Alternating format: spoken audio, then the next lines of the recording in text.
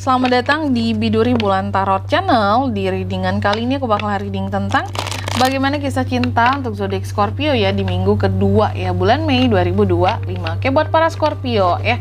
Jadi ini readingan kita udah masuk ke minggu kedua ya bulan Mei ya.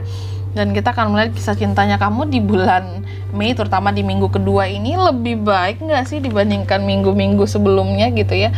Atau mungkin sekiranya ada hal-hal yang perlu kamu waspadai di minggu kedua ini dalam kisah cintamu. Kalau gitu langsung aja buat Scorpio, coba kita tarik dulu energinya kamu di sini ya. 2025. Sekali lagi. Oh ya teman-teman, dan untuk kalian juga ya yang mungkin mau personal reading ya sama aku juga bisa banget, silahkan aja hubungi nomor WhatsApp yang ada di kolom deskripsi ya. Jadi kalau lagi ada masalah jangan galau-galau sendiri. Siapa tahu dengan personal reading kamu dapat saran-saran terbaik, terus jadi tahu tentang fakta baru yang akan terungkap juga dari permasalahan yang sedang kamu hadapi ya. Langsung aja buat Scorpio di kartu yang pertama, kisah cintamu di minggu kedua bulan Mei. Aku lihat kamu ada potensi buat ketemu sama seseorang, ngobrol bareng dan menjalin kedekatan di minggu kedua ini. Aku nggak tahu apakah ini orang ketemu dengan kamu melalui dating apps atau kenalan di mana, yang jelas kayak akan ketemuan, janjian, ngopi-ngopi bareng gitu ya. Lalu yang kedua di sini Scorpio juga aku lihat kayak orang yang apa ya, sedang menikmati masa singlenya, terutama bagi yang single ya. Karena di sini mencoba untuk move on, menjadi happy single gitu ya, menikmati momen dalam setiap ya kehidupannya kamu ya, having fun gitu ya. Jadi aku lihat Scorpio bener-bener kayak menikmati waktu dengan teman-temannya juga ya. Jadi kayak single itu nggak mau dijadikan beban ya, kayak status single itu kamu nggak ingin banget jadi beban, makanya lebih enjoy. Dan di kartu yang ketiga Scorpio aku lihat ada juga beberapa dari kamu di sini yang ternyata masih overthinking dengan kehidupan percintaannya. Beberapa, nggak semua ya, masih overthinking, tak dengan pasangan lah, tak dengan orang yang lagi dekat sama kamu ya. Dan juga ada ketakutan Scorpio ini, takut sesuatu dari masa lalu itu terulang lagi di masa sekarang ya, dalam kisah cintanya kamu. Selanjutnya kemarin kita lihat bagaimana situasi dan kondisi percintaan Scorpio kak di minggu kedua Mei 2025 seperti apa. Sorry teman-teman, aku lagi batuk ya. Semoga nggak mengganggu ya readingan kali ini ya.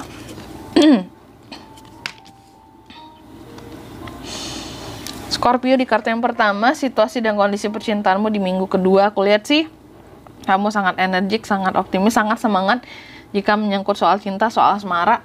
Tapi lagi banyak ujiannya sayangnya ya. Lalu yang kedua, apa yang bisa kamu lakukan untuk situasi dan kondisi percintaan kamu di sini?